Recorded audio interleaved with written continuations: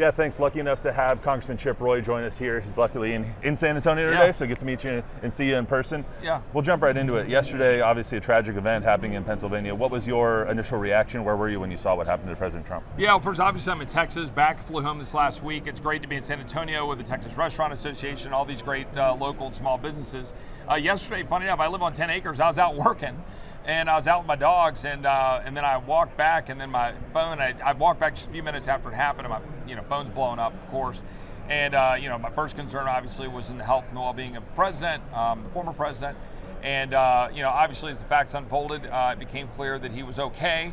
Obviously, our prayers go out to the victims who were killed there, at least one, and then those that were injured. Real sad story that the father, I think, who we learned about this morning, he was a fire chief and a great American, and went to church and was there with his kids, and he sheltered his kids. But look, the bottom line here is that the president demonstrated in that moment when he stood up and he said, "No, stop pushing me away. I need to demonstrate strength here." He demonstrated courage and represented all Americans at that moment, that you're not gonna cow our leadership from trying to take our country back. I mean, that's really what the president's doing. And there's been a lot of irresponsible rhetoric, of course, all around. But let's focus on the radical progressive Democrat left that has been talking about and comparing this man to Hitler for like 7 years. I mean, what do you think is going to happen? And so this is where we are. We'll see now. We're going to have to do our oversight on the Secret Service.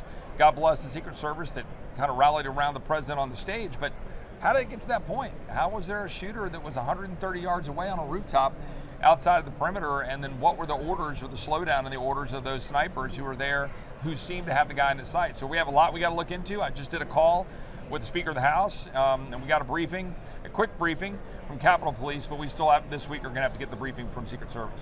Yeah, it's one thing I wanted to ask you about. What does this say about the state of the Secret Service, the state of the protection of the former president, and as he's running for a second term?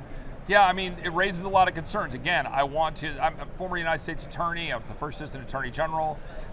Great big amount of support for our law enforcement community. God bless the Secret Service, who put their lives on the line and got right around the president, as they're supposed to do, as their job requires them to do. But how they got to that point, I think the buck stops all the way up. The Department of Homeland Security Secretary, who I think there's some questions about whether or not Secretary Mayorkas maybe rebuffed calls for additional resources. I don't know if that's true or not. We'll go look at all of the oversight we need to do. But clearly the head of the Secret Service has some explaining to do. I personally think she probably ought to resign based on my quick observations. But we have a job to go get the facts, do the oversight, to know the exact facts. But we can't have that. And one last point on all this. When your focus, as she stated, was to make sure that the Secret Service is 30% female or a certain mix of race or ethnicity or anything else, as opposed to doing the job, colorblind, sex blind as appropriate, set the standards, I think that's a mistake. And I think we're seeing the ramifications of the DEI-ification of the military, of the Secret Service, of the FBI, of all of those that are supposed to secure us. We need them to be able to set the standards, achieve the standards, be excellent, be colorblind, just do the job. That's the American way. Much of the reaction we saw yesterday was kind of putting the D and the R aside and saying it was a dark day in American history. It was the first time in 43 years that a president or former president was hurt in an assassination attempt. So what does that say about the state of the country that we're in right now? Well, I mean, I think yesterday was a sad day, but it was also a day of demonstrated resilience by President Trump and his leadership and his courage. And I think, hopefully that'll carry us through the fall. But there are deep divisions, but those divisions are the consequence of a lot of policy making and a lot of decision making and a lot of rhetoric that has been tearing apart at the fabric of our country. And if you want to heal this country, then stop telling everybody else how to live their lives. Stop trying to be a giant Karen from somebody in California telling me in Texas what I should be doing, right? That's raising the temperature. All of these policy choices, all of these things that are divvying us up by race, all of these things being crammed down the throats of small businesses and hardworking families, saying that a boy needs to be in a locker room with a girl, doing all the things that's destroying our society and ripping apart all that we were built upon, that's elevating the temperature, and it's the radical progressive Democrat left that's doing it. Yes, everybody can find responsible rhetoric, but let's understand what's happening here. When you rip apart at the threads that hold us together as society, when you undermine God, when you undermine our faith in the institutions and our Constitution and our principles and our values, you're going to be left with this kind of division.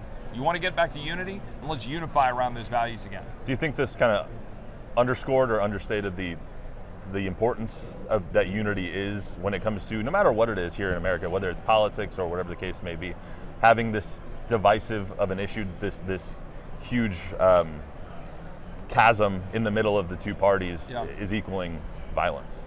Well, look, I think unity for the sake of unity will never be achieved. You have to unify around something that matters. Unify around common shared values and principles. Unify around our constitutional underpinnings. Unify around limited government. Unify around God. Unify around our founding principles. That's how you unify. You don't unify because somebody says, unify.